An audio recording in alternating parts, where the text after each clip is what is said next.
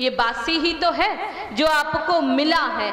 इस जन्म में ऐसा क्या कर लिया जिसका प्रारब्ध घटित हो जाए। आंगन में बैठे थे ससुर जी, सर्दियों के दिन थे और गर्मा गर्म दलिया खा रहे थे। द्वार पे भिखारी आ गया, उसने कहा बहुत भूख लगी है बाबा जी, कुछ खाने को दे दो। ससुर जी कुछ नहीं बोले। जब वे बहुत देर तक कुछ नहीं बोले तो भीतर से बहू बोली कि आगे जाओ, किसी दूसरे द्वार पे जाके मांगो, ये तो मेरे ससुर जी तो वैसे ही बासी खा रहे हैं, ये तुम्हें कहाँ से ताजा दे देंगे। बस इतना सुनना ही था कि कुप्पा फूल गया ससुर जी का। एक तो ये गर्मा गर्म दलिया खा रहा हूं, अभी तो बनाया है, और ये कह रही है मैंने बासी खा लिया। इतना अपशब्द बोला इसने, असत्य भाषण किया। कहने लगी अपना फटाफट बोरिया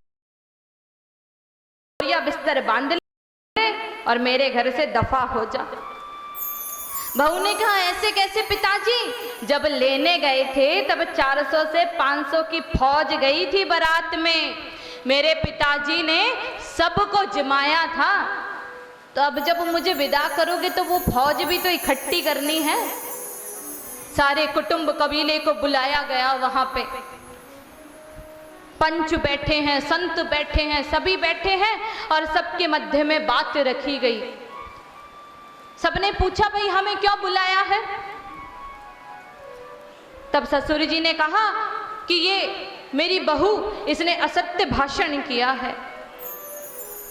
बहू से पूछा क्या असत्य कह दिया, तो कहा कि असत्य ये बोला कि मैं ताजा दलिया खा रहा था और इसने ये कह दिया कि मैं बासी खा रहा हूं।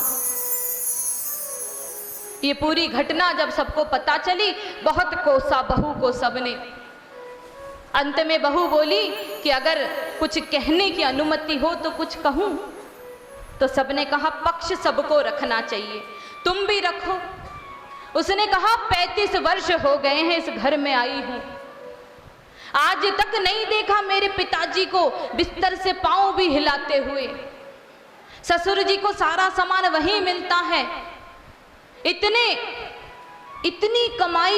कमाई, आवश्यकता ही नहीं पड़ती व्यवसाय को जाके देखने की।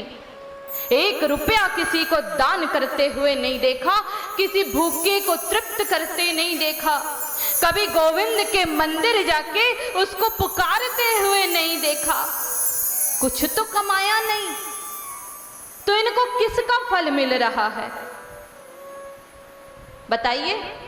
इसका मतलब ये निश्चित है पूर्व जन्म में जो इन्होंने कर्म किए हैं, ये सारा प्रारब्ध ये उसी का भोग रहे हैं, क्योंकि नया तो आज तक करते इनको देखा नहीं है। बासी आप और हम भी उसी चक्कर में लगे हैं। क्या मिलता है, ऐसा क्या नवीन कर ले, क्या नया कर ले, क्या सृजन कर ले।